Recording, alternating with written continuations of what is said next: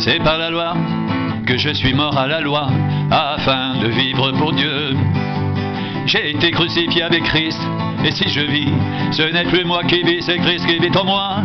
Si je vis maintenant dans la chair, je vis dans la foi au Fils de Dieu, qui m'a aimé et qui s'est livré lui-même pour moi. Je ne rejette pas la grâce de Dieu, car si la justice s'obtient par la loi, Christ est donc mort en vain.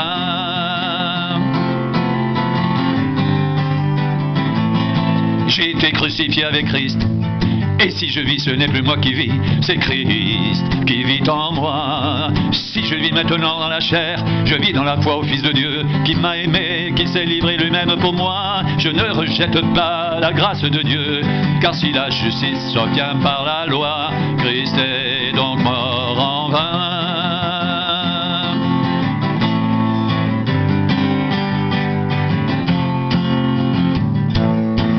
J'ai été crucifié avec Christ, et si je vis, ce n'est plus moi qui vis, c'est Christ qui vit en moi.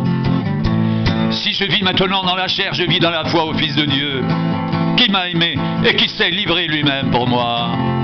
Je ne rejette pas la grâce de Dieu, car si la justice s'obtient par la loi, Christ est donc mort en vain. J'ai été crucifié avec Christ, et si je vis, ce n'est plus moi qui vis, c'est Christ qui vit en moi. Si je vis maintenant dans la chair, je vis dans la foi au Fils de Dieu, qui m'a aimé, qui s'est livré lui-même pour moi. Je ne rejette pas la grâce de Dieu, car si la justice s'obtient par la loi, Christ est donc mort en vain.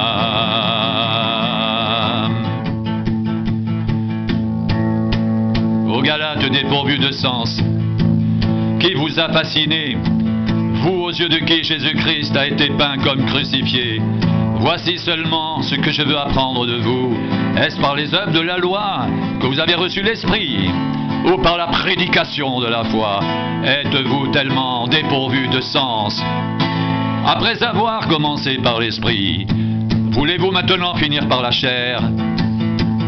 Avez-vous tant souffert en vain, si toutefois c'est en vain? Celui qui vous accorde l'Esprit et qui opère des miracles parmi vous, le fait-il donc par les œuvres de la loi ou par la prédication de la foi?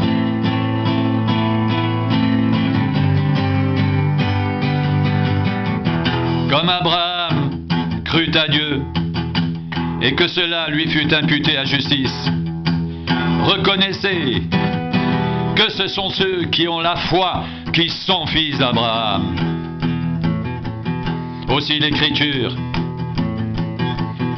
prévoyant que Dieu justifierait les païens par la foi, a d'avance annoncé cette bonne nouvelle à Abraham.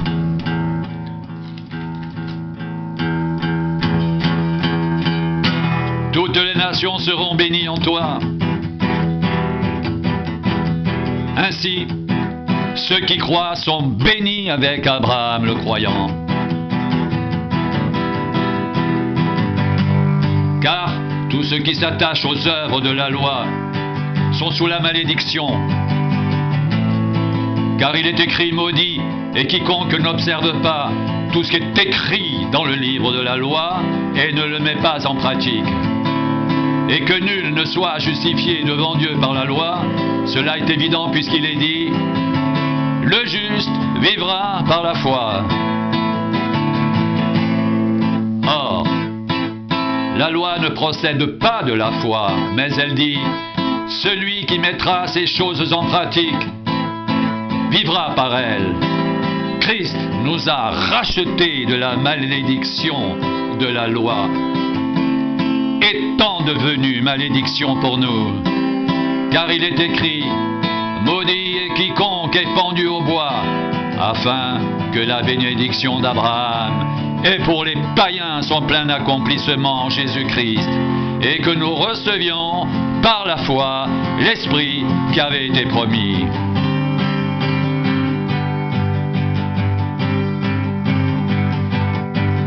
Frères, je parle à la manière des hommes.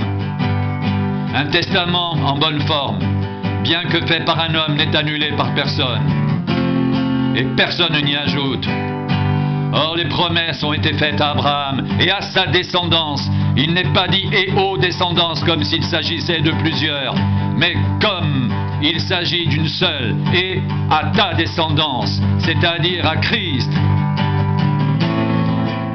Voici ce que je veux dire. Un testament que Dieu a confirmé antérieurement ne peut pas être annulé, et ainsi la promesse rendue sans effet par la loi survenue 430 ans plus tard. Car si l'héritage venait de la loi, il ne viendrait plus de la promesse. Or, c'est par la promesse que Dieu a fait à Abraham ce don de sa grâce. Pourquoi donc la loi? Elle a été donnée ensuite à cause des transgressions, jusqu'à ce que vienne la descendance à qui la promesse avait été faite. Elle a été promulguée par des anges au moyen d'un médiateur. Or, le médiateur n'est pas médiateur d'un seul, tandis que Dieu est un seul. La loi est-elle donc contre les promesses de Dieu? Loin de là. S'il avait été donné une loi qui puisse procurer la vie, la justice viendrait réellement de la loi. Mais l'Écriture a tout renfermé sous le péché, afin que ce qui avait été promis soit donné par la foi en Jésus-Christ à ceux qui croient. Avant que la foi vienne, nous étions enfermés sous la garde de la loi, en vue de la foi qui devait être révélée.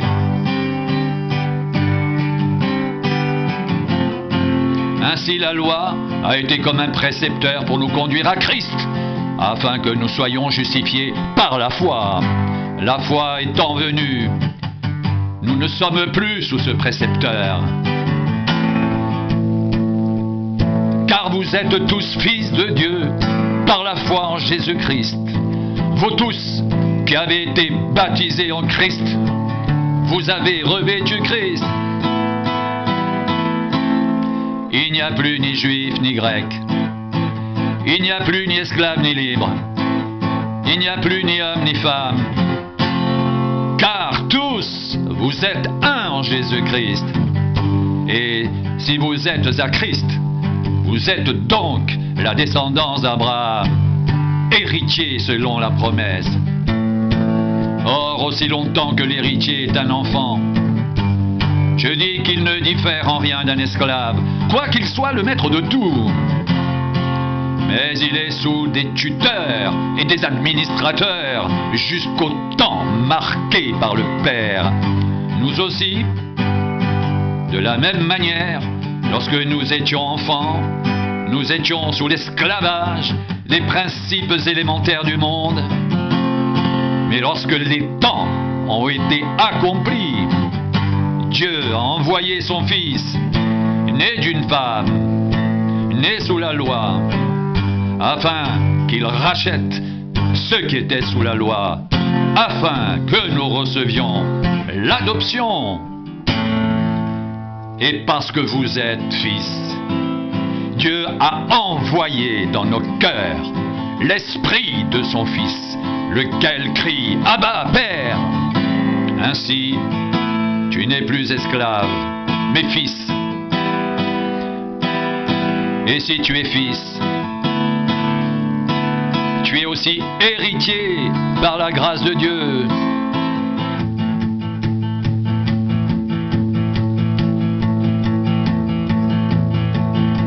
Autrefois, ne connaissant pas Dieu, vous serviez des dieux qui ne le sont pas de leur nature. Mais à présent que vous avez connu Dieu, ou plutôt que vous avez été connus de Dieu, comment retournez-vous à ces faibles et pauvres principes élémentaires auxquels vous voulez vous asservir encore? Vous observez les jours, les mois, les temps et les années. Je crains d'avoir inutilement travaillé pour vous.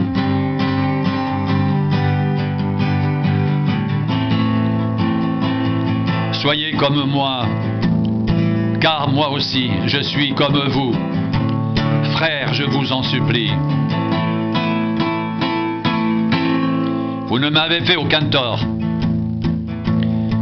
Vous savez que ce fut à cause d'une infirmité de la chair que je vous ai annoncé pour la première fois l'Évangile, et mis à l'épreuve par ma chair. Vous n'avez témoigné ni mépris ni dégoût. Vous m'avez au contraire reçu comme un ange de Dieu, comme Jésus-Christ. Où donc est l'expression de votre bonheur? Car je vous atteste que si cela avait été possible, vous vous seriez arraché les yeux pour me les donner. Suis-je devenu votre ennemi en vous disant la vérité? Le zèle qu'ils ont pour vous n'est pas pur, mais ils veulent vous détacher de nous, afin que vous soyez zélés pour eux. Il est beau d'avoir du zèle pour ce qui est bien et en tout temps, et non pas seulement quand je suis présent parmi vous.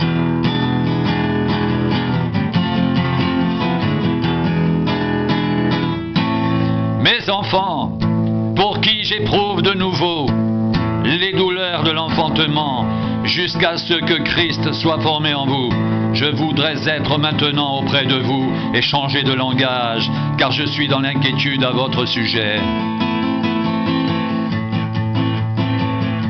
Dites-moi, vous, qui voulez être sous la loi, ne comprenez-vous point la loi? Car il est écrit qu'Abraham eut deux fils, un de la femme esclave et un de la femme libre. Mais celui de l'esclave naquit selon la chair, et celui de la femme libre naquit en vertu de la promesse. Ces faits ont une valeur allégorique, car ces femmes sont deux alliances, l'une du mont Sinaï enfantant pour la servitude, c'est Agar. Car Agar, c'est le mont Sinaï en Arabie, et elle correspond à la Jérusalem actuelle, qui est dans la servitude avec ses enfants, mais la Jérusalem d'en haut est libre. C'est notre mère, car il est écrit « Réjouis-toi, stérile, toi qui n'enfantes point. » Éclate et pousse des cris, toi qui n'as pas éprouvé les douleurs de l'enfantement. Car les enfants de la délaissée seront plus nombreux que les enfants de celle qui était mariée. Pour vous, frères, comme Isaac, vous êtes enfants de la promesse, et de même qu'alors celui qui était né selon la chair persécutait celui qui était né selon l'esprit, ainsi en est-il encore maintenant. Mais que dit l'Écriture? Chasse l'esclave et son fils, car le fils de l'esclave n'héritera pas avec le fils de la femme libre. C'est pourquoi, frères, nous ne sommes pas enfants de l'esclave, mais de la femme libre. C'est pour la liberté que Christ nous a affranchis. Demeurez donc fermes, et ne vous laissez pas mettre de nouveau sur le joug de la servitude. Voici, moi, Paul, je vous dis que si vous vous faites circoncire, Christ ne vous servira à rien. Et j'affirme encore une fois à tout homme qui se fait circoncire qu'il est tenu de pratiquer la loi tout entière. Vous êtes séparés de Christ, vous tous, qui cherchez la justification dans la loi. Vous êtes déchus de la grâce. Pour nous, c'est de la foi que nous attendons par l'Esprit, l'espérance de la justice.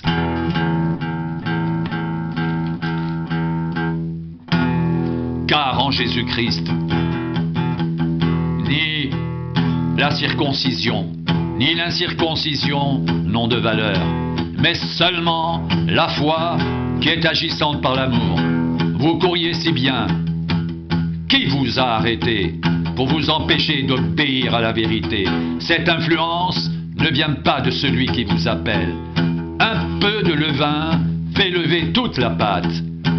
J'ai cette confiance en vous dans le Seigneur, que vous ne penserez pas autrement, mais celui qui vous trouble, quel qu'il soit, emportera la peine.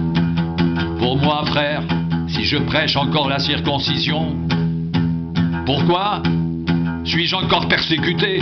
Le scandale de la croix est donc aboli. Puisse-t-il être retranché, ceux qui mettent le trouble parmi vous? Frères, vous avez été appelés à la liberté, seulement ne faites pas de cette liberté un prétexte de vivre selon la chair, mais rendez-vous par amour, serviteurs les uns des autres. Car toute la loi est accomplie dans une seule parole, celle-ci: tu aimeras ton prochain comme toi-même. Mais si vous vous mordez et vous dévorez les uns les autres, prenez garde que vous ne soyez détruits les uns par les autres.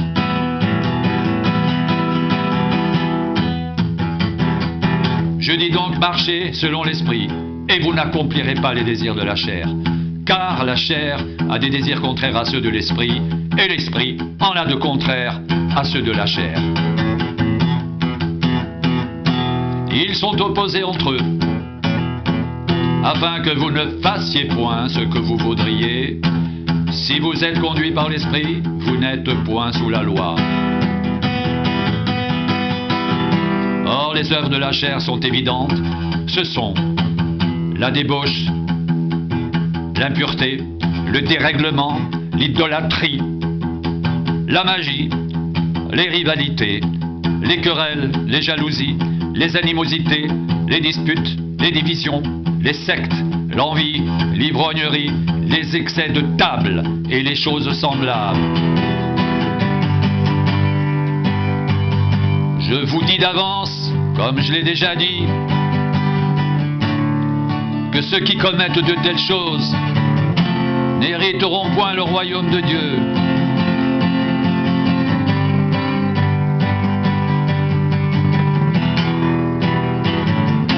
Mais le fruit de l'esprit, c'est l'amour, la joie, la paix, la patience, la bonté, la bienveillance,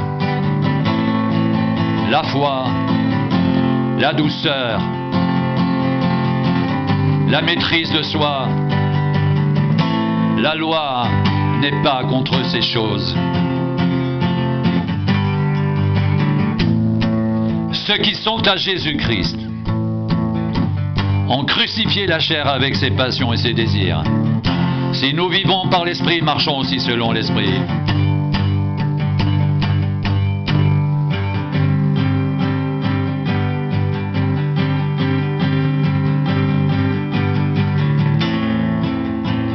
Ne vous y trompez pas, on ne se moque pas de Dieu. Ce qu'un homme aura semé, il le moissonnera aussi.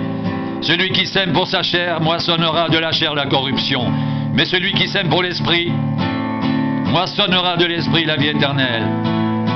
Ne nous lassons pas de faire le bien, car nous moissonnerons au temps convenable si nous ne nous relâchons pas. Ainsi donc, pendant que nous en avons l'occasion, pratiquons le bien envers tous, et surtout envers les frères en la foi. Tous ceux qui veulent se rendre agréables selon la chair vous contraignent à vous faire circoncire uniquement afin de n'être pas persécutés pour la croix de Christ, car les circoncis eux-mêmes n'observent point la loi, mais ils veulent que vous soyez circoncis pour se glorifier dans votre chair.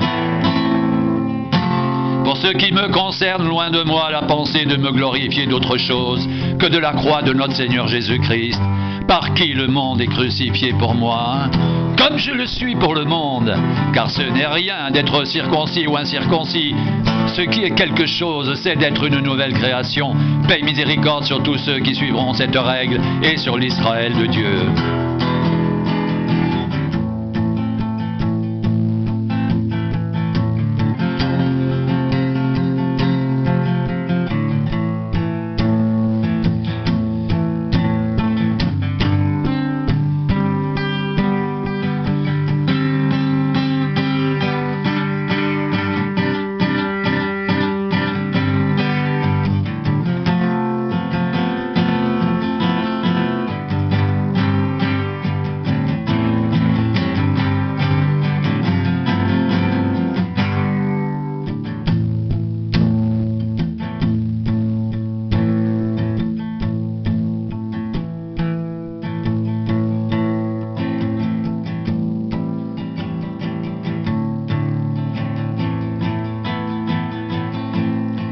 Pour ce qui me concerne, loin de moi la pensée de me glorifier d'autre chose que de la croix de notre Seigneur Jésus-Christ, par qui le monde est crucifié pour moi, comme je le suis pour le monde, car ce n'est rien d'être circoncis ou incirconcis. Ce qui est quelque chose, c'est d'être une nouvelle création. Pour ce qui me concerne, Loin de moi la pensée de me glorifier d'autre chose que de la croix de notre Seigneur Jésus-Christ, par qui le monde est crucifié pour moi comme je le suis pour le monde. Car ce n'est rien d'être circoncis ou incirconcis, ce qui est quelque chose, c'est d'être une nouvelle création.